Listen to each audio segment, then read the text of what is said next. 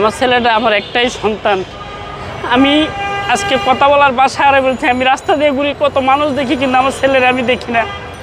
এই কষ্টের মধ্যে আমার ছেলের বোর্ডে সুইসাইড করছে। আমি দুইটা শোক সামলায় আজকে আমি অনেক অফিস, অনেক মানুষ, সিনিয়র নেতা, অনেকের কাছে আমি গেছি। সবাই আমাকে একটা বলতেছে, ভাই আমরা গোছাইতে আছি।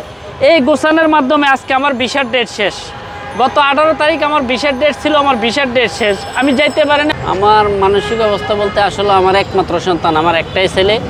গত 20 তারিখ কোটা আন্দোলনে আমার ছেলে রায়েরবাগে পুলিশের গুলিতে নির্মমভাবে মারা যায়। আমি খবর শুনে বাংলাদেশে ছুটে আসি 22 তারিখে। আইসা যেভাবে হোক আমার ছেলের দাফন কাফন আমি সম্পন্ন করি।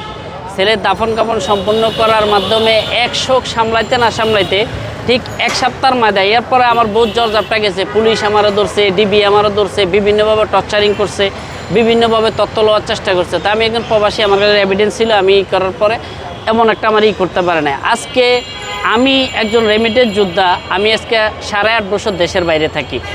আমার একমাত্র সন্তান মানুষ করার জন্য, আমার ছেলেটা আমার একটাই সন্তান। আমি আজকে কথা বলার ভাষা হারিয়ে বলছি। আমি রাস্তা দিয়ে ঘুরি, কত মানুষ দেখি, কিন্তু আমার ছেলেরা আমি দেখি না। এই কষ্টের মধ্যে আমার ছেলের বোর্ডে সুইসাইড করছে। আমি দুইটা শোক সামলায় আজকে আমি অনেক অফিস, অনেক মানুষ, সিনিয়র নেতা, অনেকের কাছে আমি গেছি। সবাই আমাকে একটা বলতেছে, ভাই আমরা গোছাইতে আছি। এই গোছানোর মাধ্যমে আজকে আমার ভিসার ডেট শেষ। গত 18 তারিখ আমার ভিসার ডেট ছিল, আমার ভিসার ডেট শেষ, আমি যাইতে পারি না। আমার টিকিটের দাম হলো $1050, USD $1050। সাউথ সুদানের টিকিট আপনারা যাচাই করতে পারেন, আমি মিথ্যা কথা বলি কিনা। আমি যাইতে পারি না। আজকে আমার ফ্যামিলির অবস্থা খুবই করুণ। আমার ছোটো মেয়ে এটা ক্লাস এটা পড়ে। আমি আজকে যদি বাইরে থাকতাম, আমার তো এই সমস্যাটাই আজকে আমার এখানে করতে হতো না। আজকে শুধু আমার এই সমস্যা না, এই দেশ, আমি রেমিটেন্স পাঠাইছি 8.5 বছর বাংলাদেশে। এই দেশ আমার ছেলের ডেড বডি আমাকে উপহার দিছে। এটা আমি প্রবাসী হিসেবে আমি উপহার পাইছি, আমার ছেলের ডেড বডি। তা আমি বাংলাদেশের জনগণ, যারা ছাত্র, যারা শহীদ হয়েছে, তাদের আজকে এই শহীদের বিনিময়, আহত নিহতের বিনিময় এই দেশ স্বাধীন হয়েছে 2024 সালের। আজকে অনেক লোক, আমি নাম বলতে ইচ্ছুক না, অনেক লোক আজকে রাস্তায় পড়ে অনেক বড় কথা বলতে আছে, কিন্তু ওনারা এই 17 বছরে খারাইতে পারে নাই। আমার ছেলের মতো আজকে যারা শহীদ হয়েছে, তাদের কারণে আজকে রাস্তা খারায় কথা বলার সুযোগ পাইছে ওনারা। তো আমি একটা কথা বলতে চাই, আজকে 1 মাস বিগত হয়ে গেছে, আমার পাশে, আমার বাসায় একজন ব্যক্তি যায় নাই, একজন ব্যক্তি, কোনো নেতা। আমি বিভিন্ন দপ্তরে, বিভিন্ন জায়গায় আমার কাগজ পাঠাইছি। আমার ছেলের আজ পর্যন্ত এটা কি একটা লিস্টে উঠছে কিনা এটাও আমি জানি না। আমি, আপনারা বিভিন্নভাবে দেখছেন এই আন্দোলনে আমি মৃত্যুকে ভয় করি নাই। আমি যাত্রাবাড়ি, দনিয়া কলেজের সামনে, শাহবাগে, প্রেস ক্লাবে প্রত্যেকটা দিন আমি ছিলাম। যেদিন শাহজাহান খান এনে মিটিং করে আমি লিখে, ওই দিনও আমি মৃত্যুর ভয় করি না। আমি এখানে প্রেস মিটিং করছি, আমি আমার ভাষণ দিয়ে গেছি, কিন্তু আমার কথাগুলি অনেকগুলি কাটিয়ে দিছে, তারপরে যা ওনারা নিউজ করছে। আজকে আমি 1 মাস হয়ে গেছে, কোনো একজন ব্যক্তি আমার পাশে, বা আমার মতো হাজারো সন্তান, আপনারা মাফ করে, আমরা মাফ করুন, আমি কিন্তু আবু সাইদের বিরুদ্ধে বলতেছি না। আবু সাইদও আমার সন্তান। আবু সাইদের বাড়িতে একজনের বাড়িতে গেলে হইব না, লোক মারা গেছে এখানে, হাজারো মা বাপ, হাজারো লোক মারা গেছে, হাজারো মা বাপ আছে। আপনারা প্রত্যেকের ঘরে যেতে হবে, প্রত্যেককে সমাধান করতে হবে। আজকে আপনারা বিভিন্ন দপ্তর নিয়ে পারাবাড়ি করতেছেন। এই আহত নিহত লোকগুলি কি খাইতে আছে না খাই রয়েছে, আপনারা এই খবর কিন্তু নেন না। এমনও মানুষ আছে, তার মা তার সন্তানের ডেড বডি এখনো পায় নাই। এমনও বাবা আছে, তার সন্তানের খোঁজ এখনো পায় নাই। আপনারা এটার ভালো একটা, আমি একজন রেমিটেন্স যোদ্ধা হিসেবে, আমি একজন প্রবাসী হিসেবে, আমাদের প্রবাসীর তো জায়গা টিকিট দেখেন। গত 5 মাস আগে আমি এই যে প্রবাসী কল্যাণ হেড অফিসে গেছি, আপনারা সিসি ক্যামেরা চেক করেন, এখানে পাবেন। আমি লাকসাম গেছি, আমার ভোটার আইডি কার্ডের সাথে পাসপোর্টের মিল নাই। এটা আমার প্রবলেম না, এটা বাংলাদেশে হাজারো মানুষের প্রবলেম। আমাকে লোনটা দেয় নাই, আমার কাছে এভিডেন্স ছিল, আমি কত টাকা পাঠাইছি, কী করছি, লোনটা আমাকে দেয় নাই। আমি সাধারণ একজন ক্ষুদ্র এনজিও সাজাদা ফাউন্ডেশনের থেকে আমি 3 লাখ টাকা লোন লয়ে আমার একটা জায়গা লইছিলাম, ওই জায়গার ব্যবস্থা। তা আমার মতো প্রবাসীকে আর কত কষ্ট দিব ওনারা, কত নির্যাতিত হব আমরা। আজকে আমার পাশে কেউ নাই, আমার অনেক প্রবাসী ভাই আমার খবর লো, কিন্তু একজন এত বড় বড় ছাত্র নেতা, অমুক নেতা, কেউ আমার বাসায় যায় নাই ভাই। খালি আমার পাশে কয়জন আছে মামলা করেন, মামলা কি দিয়ে করবো? আমি এখানে আসছি, আমার কাছে গাড়ি ভাড়ার জন্য কষ্ট হইতেছে, আমি চলার জন্য কষ্ট হইতেছে। আমি আবার আসার টাইমে $1700 নিয়ে আসছি। এই $1700 আমার 2 দিনে খরচ হয়ে গেছে। আমার ছেলের ডেড বডি, ছেলের লাশ ফ্রিজে রাখা, ছেলেকে দাফন করা, আমার ছেলের বউকে রংপুর নিয়ে গেছি, গাড়ি ভাড়া, অনেকগুলি লোক গেছে, তাদের গাড়ি ভাড়া। আমি মানসিকভাবে, শারীরিকভাবে, আমি যেভাবে হোক, আমি অর্থনৈতিকভাবে খুবই ক্ষতিগ্রস্ত। আজকে আমি এমন অবস্থায় কারোর কাছে হাতও পাততে পারতেছি না। আমি কার কাছে বলবো আমার 500 টাকা দেন, ওইটা তো আমার দ্বারা সম্ভব হইতেছে না। আমি তো খুব ভালো ছিলাম, আমার মেয়েটা ইংলিশ মিডিয়াম পড়ে মাউতেল বয়েজ স্কুলে। আপনারা আজকে আমার এই পরিণতির জন্য তো এই দেশ দায়, এই দেশের সিস্টেম দায়। আমার আজকে ছেলের মৃত্যুর জন্য এই দেশ দায়, এই দেশের সিস্টেম দায়, এই খুনি হাসিনা দায়। আমি আপনাদের মাঝে আমি একজন প্রবাসী হিসাবে শুধু আমার না, হাজারো প্রবাসীর বিভিন্ন সমস্যা আছে। এই যে দেখেন বিএনইডি কার্ডের কথা একটু আগে উঠছে, দক্ষিণ সুদান যাইতে কোনো বিএনইডি কার্ড লাগে না। এটা একটা এন্ট্রি পারমিট আসে, আপনি এন্ট্রি পারমিট দিয়ে ঢুকবেন।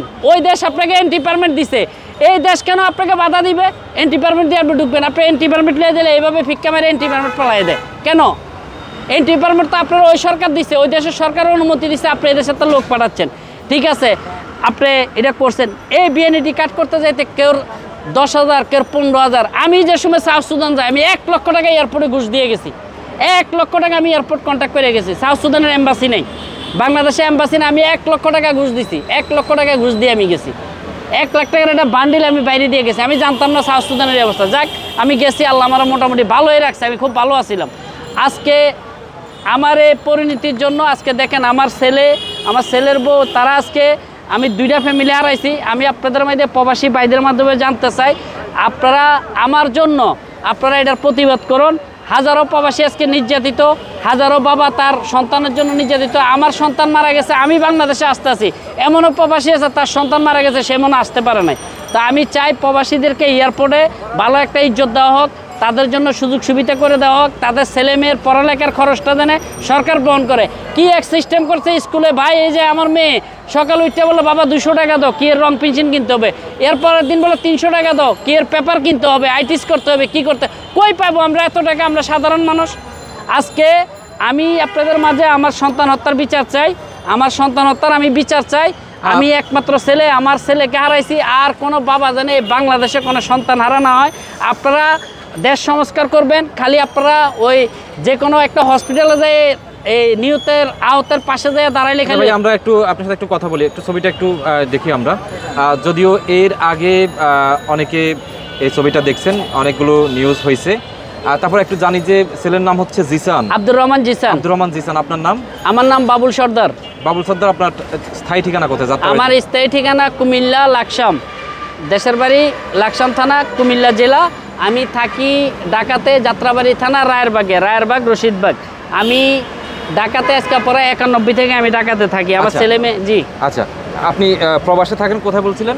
আমি দক্ষিণ সুদানে থাকি, সাউথ সুদান। আপনার ছেলে জিসান মারা যায় কত তারিখে? আমার ছেলে মারা যায় গত আপনার এই 20 তারিখ সন্ধ্যা, শনিবার 20 তারিখ সন্ধ্যা 6টা বাজে। আমি খবর পাইছি বাংলাদেশে এই যে পেশিবাদ, ইন্টারনেট সব বন্ধ করে দিছে। আমরা প্রবাসীরা খুবই চিন্তিত ছিলাম, আমরা কোনো যোগাযোগ করতে পারি নাই এই নেট বন্ধের কারণে। অনেক লোক, অনেক বাবা এরকম কান্দাকাটি করতে আছে, ফ্যামিলির সাথে যোগাযোগ করতে পারতেছে না। রাত্রে খালি 10টা বাজে আমি একটু খালি শুনতে পারছি আমার ছেলে জিসান মারা গেছে, মাথায় গুলি লাগছে। আমি 17 সেকেন্ড খালি শুনতে পারছি। তা আমি আপনাদের মাঝে এই যে নেট বন্ধ করে দেওয়া আমাদের প্রবাসীদেরকে একটু জানি। আমরা যেটা দেখেছি এই যে অন্তর্বর্তীকালীন সরকার গঠনের পরে যারা বিভিন্ন সময় মারা গেছে তাদের অনেকের বাড়িতে অনেকে যাচ্ছেন, যারা নিহত হয়েছেন তাদের পরিবারের দায়িত্ব নেওয়ার কথা বলা হচ্ছে, তারপর হচ্ছে যারা আহত হয়েছেন তাদের চিকিৎসার কথা বলা হচ্ছে। আপনার কাছে, আপনার বাড়িতে এখন পর্যন্ত কেউ গেছে? আমার কাছে এ পর্যন্ত আমার বাসায় শুধু সাংবাদিক ছাড়া, নিউজ পত্রিকার সাংবাদিক ছাড়া কোনো একজন ব্যক্তি যায় নাই। কোনো একজন ব্যক্তি আমার বাসায় জানে, আমার কোনো খোঁজ খবরও নেয় নাই। শুধু আপনার ডেলি স্টারের সাংবাদিকের মাধ্যমে এক লোক আমার নাম প্রকাশ করে নাই, আমার কিছুটা সহযোগিতা করছে, নাম প্রকাশ করে নাই। এই ছাড়া কোনো একজন ব্যক্তি আমার বাড়িতে বা আমার ফ্যামিলির কাছে কেউর কাছে যায় না। এলাকার কোনো নেতা বা এই যে ছাত্র সমাজের যে কমিটি, কোনো একজন ব্যক্তি যায় নাই। ওই দিন আমি শাহবাগে মিটিং শেষে আপনাদেরকে আমি দেখাইতে পারি, ওনার নাম কি আমি তো ভুলে গেছি। ওনারা আমি পেপারগুলি পৌঁছাইছি, উনি আমারে বলছে আমার বাসা যাবে, আমাকে ফোন দিবে। আমি ফোন দিছি, এই যে এগুলি আমার ডকুমেন্টস, এই যে পেপারগুলি আমার ডকুমেন্টস। ওনার হাতে আমি শাহবাগ দিছি। ওনাকে আমি কতগুলি মেসেজ করছি আপনাদেরকে দেখাচ্ছি। একটা মেসেজের রিপ্লাই উনি দেয় নাই, একটা মেসেজের রিপ্লাই আমি পাই নাই। আমি অনেকগুলি মেসেজ করছি ওনারে, মেসেজগুলি আমি দেখাই আপনাদেরকে। উনি হোয়াটসঅ্যাপ নম্বর আমার সেভ করে দিছে, আমি মেসেজ দিছি, একটা মেসেজ উনি দেখে নাই, রিপ্লাইও দেয় নাই।